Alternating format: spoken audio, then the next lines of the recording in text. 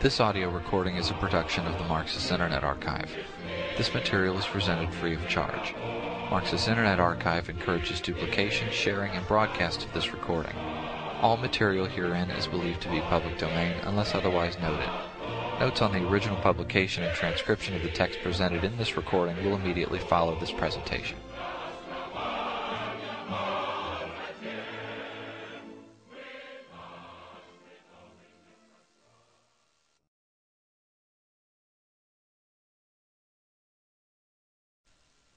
Where Do Correct Ideas Come From?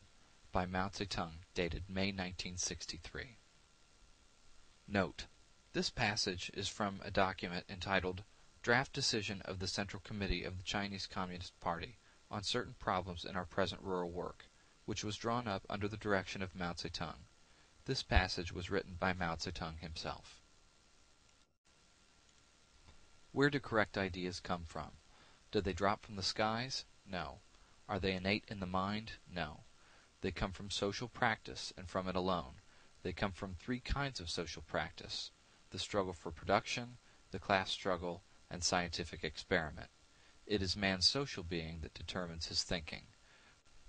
Once the correct ideas, characteristic of the advanced class, are grasped by the masses, these ideas turn into a material force which changes society and changes the world. In their social practice, men engage in various kinds of struggle and gain rich experience, both from their successes and from their failures. Countless phenomena of the objective external world are reflected in a man's brain through his five sense organs, the organs of sight, hearing, smell, taste, and touch. At first, knowledge is perceptual. The leap to conceptual knowledge, i.e. to ideas, occurs when sufficient perceptual knowledge is accumulated. This is one process in cognition. It is the first stage in the whole process of cognition, the stage leading from objective matter to subjective consciousness, from existence to ideas.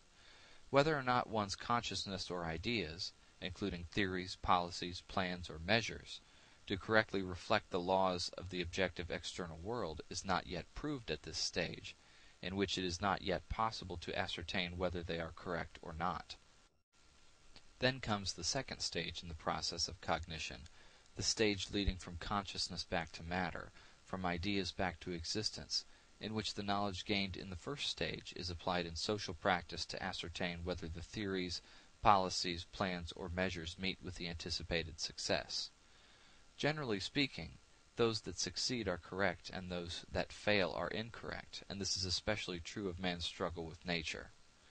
In social struggle, the forces representing the advanced class sometimes suffer defeat not because their ideas are incorrect, but because in the balance of forces engaged in struggle they are not as powerful for the time being as the forces of reaction. They are therefore temporarily defeated, but they are bound to triumph sooner or later. Man's knowledge makes another leap through the test of practice. This leap is more important than the previous one, for it is this leap alone that can prove the correctness or incorrectness of the first leap in cognition, i.e., of the ideas, theories, policies, plans, or measures formulated in the course of reflecting the objective external world. There is no other way of testing truth.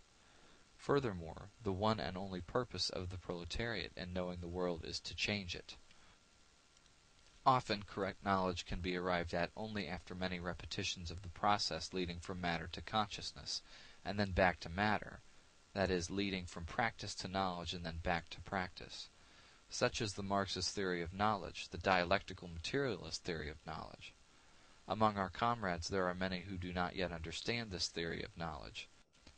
When asked the sources of their ideas, opinions, policies, methods, plans and conclusions, eloquent speeches and long articles, they consider the question strange and cannot answer it.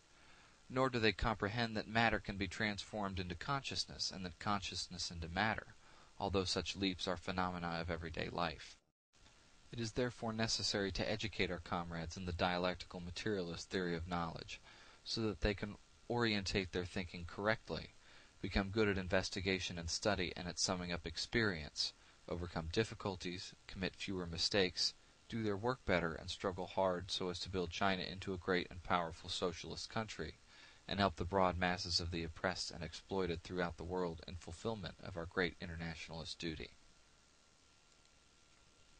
Where Do Correct Ideas Come From by Mao Zedong is included in selected readings from the works of Mao Zedong, pages 502 through 504. Selected readings from the works of Mao Zedong was published in 1971 by Foreign Languages Press in the People's Republic of China.